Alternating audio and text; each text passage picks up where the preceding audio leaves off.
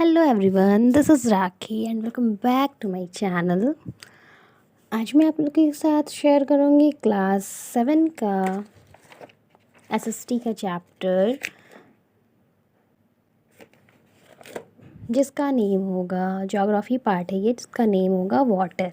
Yes, आज मैं आप लोग के साथ शेयर करूँगी क्लास 7 के एसएसटी ज्योग्राफी का part water and each and everything मैं आपको वाटर के बारे में आज बताने वाली हूँ। Yes, so first of all intro of water. आप लोगों को पता ही होगा कि 70% जो है अर्थ का पार्ट वो वाटर से कवर्ड है। 70% अर्थ में वाटर है एंड 30% लैंड है, सरफेस एरिया है। The total amount of water on the earth surface is estimate to be about 1250 million cubic kilometre. Most of this water about 97% in the ocean. इतना millions में water cover किया हुआ है, फैला हुआ है, और मोस्ट ऑफ वाटर कहाँ पे है? ओशियन में है। Water has great capacity for absorbing heat. Water में बहुत अधिक कैपेसिटी होती है कि वो हीट को अब्जॉर्ब कर लेती है।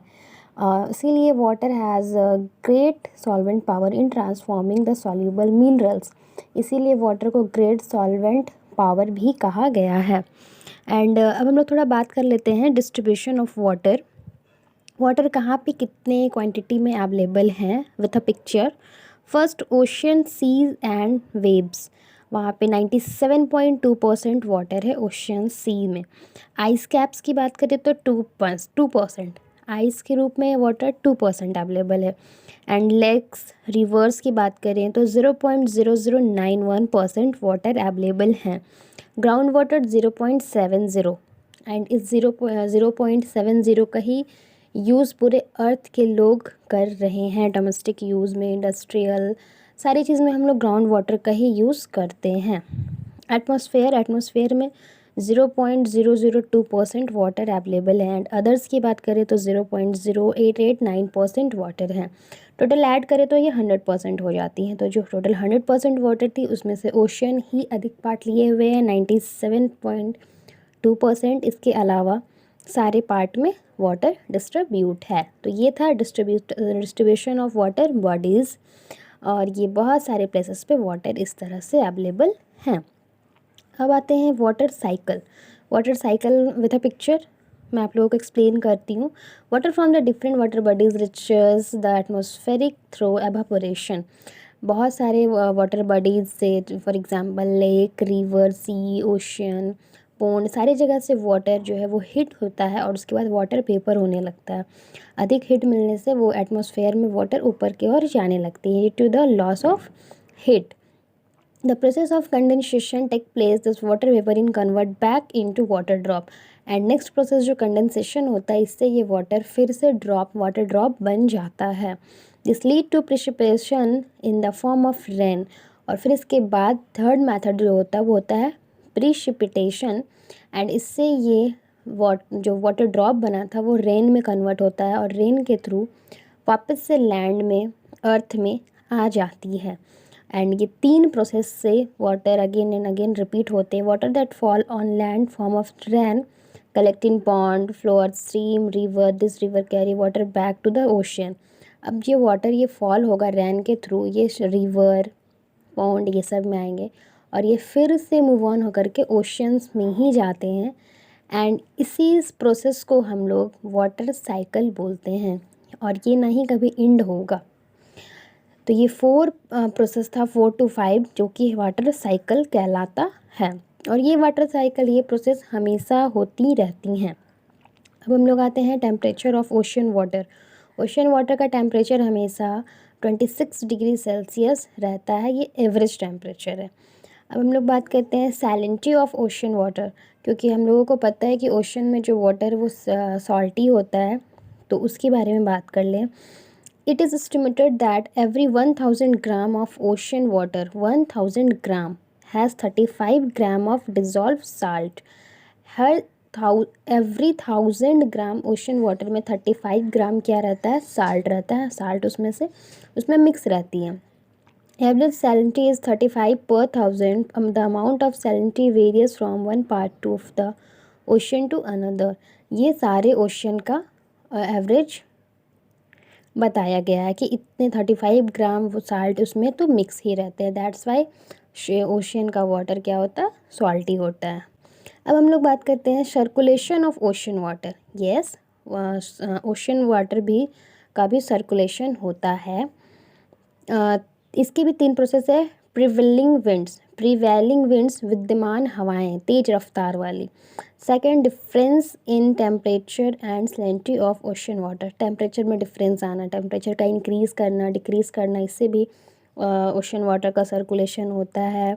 And third, variation in the density of ocean water, variation density का। कभी आप लोगों को पता है कि वहाँ ये ओशन में वेव्स आती हैं, टाइड्स आती हैं, लहर उठती है, वो बहुत स्पीड के साथ लहर उठती है, टाइड्स, एंड 2 टाइम्स ये होता है 1 डेज़ में 2 टाइम्स। तो इससे भी सर्कुलेशन वाटर ओशन वाटर का होता है, क्योंकि ये काफ़ी ऊंचाई पे जाती है तो इसका प्लेस भी चेंज हो जाता है। तो हम लोग कह सकते हैं कि सर्कुलेशन ऑफ वाटर में ये भी एडेड है। अब हम लोग बात करते हैं वेव्स। वेव्स का मतलब लहर, लहर के बारे में आप लोगों को पता ही है कि जो वेव्स है, लहर, वो काफ़ी ज़्यादा ओशन में हमें देखने को मिलती हैं। और ये लहर प्रिवेलिंग विंड्स, विद्यमान हवाओं के कारण ही होती है। जैसे ही ये अधिक होते जाता है, प्रिवेलिंग विंड्स इंक्रीज़ करता है, वेव्स भी इंक्रीज़ करती है। तो ये टोटली बोला जाए तो waves are depend on prevailing winds. वे हवा जो लहर है वो विद्यमान हवा पे ही डिपेंड है। The horizontal distance from one crest to another or from one throw to another is called wavelength. The vertical distance from crest to throw is called wave height. Horizontal distance को wave length बोला जाता है and vertical को wave height बोला जाता है। तो length and height ऐसे ही मेज़र किया जाता है। अब हम लोग बात करते हैं सुनामी। आप लोगों ने नेम बहुत अच्छे से सुना होगा। Such waves can also be generate due to earthquake or volcanic eruptions. These waves can be as high as 20 to 30 metre, they are called tsunami. ये जो वेव्स होती है लहर, अब ये 20 to 30 मीटर हाई ऊंचाई तक जाए तब ये सुनामी का रूप ले लेती है।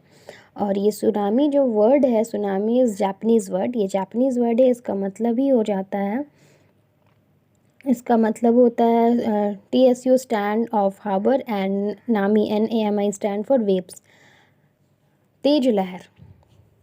और ये सुनामी, इस तरह से सुनामी आती है जब वेव्स 20 to 30 मीटर हाई होने लगती है तो सुनामी आ जाती है। एंड सुनामी ट्रेवल करता है काफ़ी स्पीड से, 500 metre 100 metre to 1000 kilometre per hour का कि इसकी स्पीड होती है। ये 1 आवर में 500 to 1000 मीटर की स्पीड से चलती है।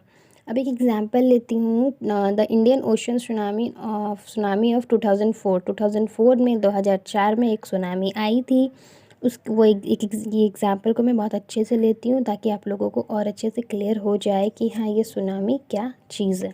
ऑन द मॉर्निंग 26 दिसंबर 2004, सुबह 26 दिसंबर 2004 को सुनामी आई थी, जो कि ये वेस्टर्न साइड से स्टार्ट हुई थी इंडोनेशिया में।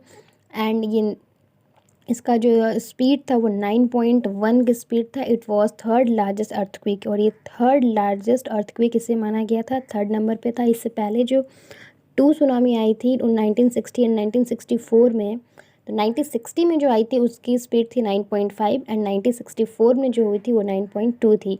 एंड थर्ड 2004 में आई थी 9.1। तो इससे हुआ क्या था कि ये इंदिरा पॉइंट अंडमान एंड निकोबार को बहुत इफ़ेक्ट पहुंचाया था। एंड इसकी स्पीड थी 800 किलोमीटर पर आवर। एंड इससे लोग लैक ऑफ पीपल का डेथ हो गया था, बहुत लोगों को इफ़ेक्ट पड़ा था, बहुत लोगों के घर वगैरह सब कुछ ख़त्म हो गए थे। वेस्ट बंगाल में भी इसका इफ़ेक्ट दिखा था, अंडमान निकोबार आइलैंड में भी इसका इफ़ेक्ट देखने को मिला था, एंड इंडोनेशिया में भी इसकी इफ़ेक्ट हमें देखने को मिली थी।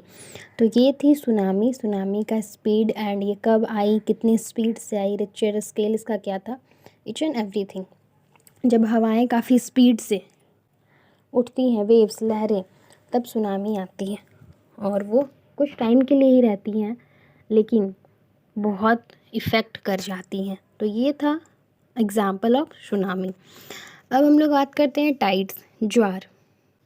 People who live in the coastal area know that sea water generally rise and fall twice every day. जो लोग कोस्टल एरिया में रहते हैं, समुद्र के अगल बगल रहते हैं, उनको पता ही होगा कि टाइड्स एक दिन में 2 बार सुबह एंड शाम पर डे 2 टाइम्स टाइड्स होती हैं। एंड ये क्यों होती है? तो ग्रेविटेशनल पुल के कारण of the moon and sun on the surface earth causes tides. और इसका एक रीज़न और है, फर्स्ट तो ग्रेविटेशनल पुल था और दूसरा है sun and moon. Actually tides follow the part movement of the moon due to this closeness to the earth. जैसे ही मून अर्थ के क्लोज आने लगता है देन ये टाइड्स होती है, लहर उठती है, ज्वार। टाइड्स आर टू टाइप्स का टाइड होता है। जब राइज इन वाटर, जब वो ऊपर पानी को वो ऊपर उठाता है तो वो काफ़ी ऊंचाई में उठाता है तो वो कहलाता है हाई टाइड। और जब वो पानी को नीचे गिराता है तो वो कहलाता है फॉल इन वाटर। जब वाटर नीचे आता है तो वो कहलाता है लो टाइड। तो इस तरह से टाइड दो प्रकार के होते हैं। There are 2 extreme position. अब इससे 2 पोजिशन बनता है on full moon and new moon. आप लोगों को पता होगा कि full moon and new moon, इसका एक और रीज़न है, the sun, the moon and the earth. Sun, moon and earth ये तीनों are almost in a straight line. तीनों एक स्ट्रेट लाइन में है, तीनों एक मतलब सीधे पे है और एक बाई एक 1 बाई 1 रखा हुआ है। इस टाइप से आप लोगों को मिलेगा देखने को पिक्चर में। एंड स्ट्रेट लाइन में होते हैं। The high tide are highest and low tide are the lowest. This phenomena is known as spring tide. High tide होती है एंड लो टाइड, इन दोनों के बीच में जो फिनोमिना होता है उसे हम लोग स्प्रिंग टाइड कहते हैं, बृहद ज्वार कहते हैं। ऑन हाफ मून डे, जब मून हाफ दिखता है, हाफ मून डे जब होती है तो the sun and moon make a right angle to the earth. तो सन और मून वहाँ पे राइट एंगल बना देते हैं। उस राइट एंगल में thus the gravitational pull of the sun and the moon tends to cancel each other. This result is very small rise और fall in sea water. It neap as neap tide. इस time जब moon half होता है then वहाँ पे right angle बनता है। Half day of moon में ये स्मॉल राइजेस होती है एंड फॉलिंग भी स्मॉल होती है, मतलब कि डिस्टेंस जो होता है वो कम हो जाता है हाफ डे ऑफ मून में। एंड फुल मून और न्यू मून में ये जो टाइड्स होती है वो काफ़ी हाई, काफ़ी ऊंचाई तक जाती है क्योंकि ग्रेविटेशनल पुल उस समय मिल जाता है और वो एंगल राइट हो जाता है। That's the reason. अब हम लोग आते हैं इम्पॉर्टेंस ऑफ टाइड। इम्पॉर्टेंस क्या है, इसके फ़ायदे। तो इम्पॉर्टेंस एंड टाइम इसमें होती क्या है कि रिवर्स की फ्लोइंग इंक्रीज़ होती है, शिप अच्छे से मूव ऑन कर पाता है। Tides help to clear sediment deposit by river on their beds and thus prevents floodings of harbors during high tide. Sea water is stored in low lying coastal area। जब high tide होती है तो हम लोग salt को ये store कर पाते हैं, कॉमन सॉल्ट को बहुत अच्छे से हैवी क्वांटिटी में, फिशिंग अच्छे से हो पाती हैं। एनर्जी ऑफ टाइड से हम लोग जनरेट करते इलेक्ट्रिसिटी। तो जब हाई टाइड्स होती है तो हम लोग इलेक्ट्रिसिटी जनरेट भी करते हैं, हाई टाइड का यूज़ कर लेते हैं हम लोग। तो इस तरह से टाइड्स का हम लोग यूज़ करते हैं।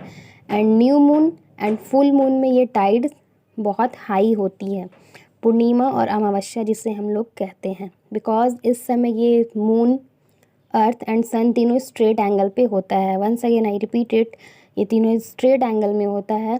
और मैं आप लोगों को पिक्चर में दिखाई रही हूँ कि तीनों एकदम एक साथ है, इसीलिए ऐसा होता है और ये फुल मून और न्यू मून का रीज़न बनता है।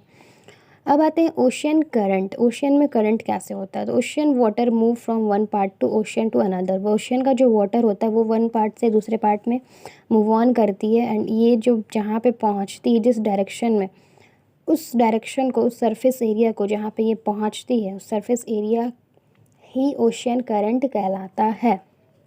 और ये ओशन करंट रिवर्स हो सकती है, शी हो सकती है, बैंक्स हो सकती है, सी वाटर, ओशन का ये सारा चीज़ होता है। अब ocean current develop due to the variation in the temperature of ocean water. Ocean current क्यों होता है? तो टेम्परेचर में चेंजिंग आता है तब variation in the density of ocean water. Ocean water की डेंसिटी में वेरिएशन आने से direction of the prevailing winds, विद्यमान हवाएं, उनका डायरेक्शन अगर चेंज हो जाता है तो करंट में करंट आती है। रोटेशन ऑफ द अर्थ, जब अर्थ का रोटेशन होता है तब ये चीज़ हो सकता है। Shape and position of the coast, shape और पोजीशन, कोस्ट का शेप और पोजीशन भी बहुत इंपॉर्टेंट है और ये डिपेंड करता है कि ये करंट देन उसी समय होती है। On the basis of temperature ocean current can be classify into two type, warm current and cold current. Current भी यहाँ पे टू टाइप के आपको मिलेंगे, वार्म एंड कोल्ड, और ये टेम्परेचर पे डिपेंड करता है। टेम्परेचर जैसा होगा करंट भी वैसा ही होगा। The difference in temperature between warm and cold current only a few degrees, और ये जो डिफरेंस होता है warm current and cold current का, ये कुछ डिग्री का डिफरेंस होता है। Warm current flow from the equilateral regional towards the polar region, while cold current flow from the polar region toward the equatorial region। तो कुछ डिग्री का difference होता है जिसके कारण warm current and cold current हमें मिलता है। Current of the Pacific ocean, मैं आप लोगों को नेम सारा ले करके बताऊंगी। करंट ऑफ पैसिफिक ओशन में कैसा करंट होता है, in the north hemisphere, in the south, in the northern hemisphere, in the southern hemisphere. तो फर्स्ट है नॉर्दर्न में नॉर्थ इक्वेटोरियल करंट वार्म होता है। फिर सेकंड है Japan warm, north Pacific warm and California cold. Southern की बात करें तो साउथ इक्वेटोरियल में warm, east Australian current warm, west wind drift cold and Peru current cold. Second है करंट ऑफ अटलांटिक ओशन, इसमें भी एक नॉर्दर्न मिलेगा एक सदर्न मिलेगा। नॉर्दर्न में north equatorial warm, stream warm, North Atlantic warm, Canary current cold, Labrador cold, Greenland cold. Southern hemisphere की बात करें तो south equatorial current warm, Brazil warm, west wind cold, Benguela current cold, Falkland cold. Current of Indian ocean, Indian ocean में भी two आपको मिलेंगे, in the northern hemisphere, in the southern hemisphere. Northern में north equatorial में warm, monsoon में warm, and southern की बात करें तो south equatorial warm, west wind cold, waste Australian current cold. तो इस तरह से warm current and cold current को मैंने आप लोगों को नेम के साथ एंड मैं पिक्चर भी डिस्प्ले कर ही रही हूँ, सारे को मैंने क्लियर किया। अब ये इफ़ेक्ट, ये जो करंट है उसके कुछ इफ़ेक्ट है। Effect of ocean current. तो first, ocean current influence the distribution of temperature of the globe. Temperature का भी चेंजेस होती है, टेम्परेचर हॉट हो जाती है देन कोल्ड हो जाती है। Warm current increase and the moisture bearing capacity the wind. Cold current decrease the same, जब वो हॉट होती है तो टेम्परेचर इंक्रीज हो जाती है, डिक्रीज होती है तब वो कोल्ड हो जाती है। Mixing of cold and warm, और उसमें मिक्स भी हो जाती है, कभी कभी वार्म एंड कोल्ड मिक्स हो जाती हैं। इस सिचुएशन में फ़िशिंग बहुत अच्छे से होती है ग्राउंड पे, एंड शिप भी बहुत अच्छे से मूव ऑन करती हैं, जिससे कि एक्सपोर्ट इंपोर्ट जो भी बिज़नेस हो रहा है वो सही होता है एंड वो फास्ट हो जाती है करंट के थ्रू, क्योंकि कुछ करंट जो होती है वो यूज़फुल होती है। Warm current help in keeping the sea port ice free. Warm current से सी पोर्ट को हेल्प मिलता है बिकॉज आइस फ्री हो जाती है। वार्म मिलने से वो आइस सारा मेल्ट होकर के वाटर हो जाता है और उस वाटर के थ्रू ट्रांसपोर्टिंग बहुत सही से होती है। Warm currents reduce the danger of iceberg for the selling ship. Warm current से रिड्यूस हो जाता है डेंजर जोन, क्योंकि जो भी आइसबर्ग होती है वो मेल्टिंग हो जाती है, मेल्ट हो जाती है, जिससे कि शिप बहुत अच्छे से मूव ऑन कर पाता है। तो कहीं ना कहीं ज़्यादा यूजेस वार्म करंट का दिखा। कोल्ड करंट का यूज़ उतना खास नहीं है, बिकॉज कोल्ड होने से टेम्परेचर डाउन हो जाता है एंड डाउन टेम्परेचर में कुछ भी काम करना पॉसिबल नहीं है। वार्म टेम्परेचर में अधिक से अधिक वर्क हो पाती है। तो ये था water, distribution of water, water cycle in tsunami, importance of tides, waves, ocean current. Almost बहुत सारे टॉपिक मैंने इस वीडियो में कवर की। आई होप आप लोगों को वीडियो समझ आ रहा हो। वीडियो समझ आ रहा हो तो लाइक, सब्सक्राइब एंड शेयर करें। तब तक के लिए बाय बाय।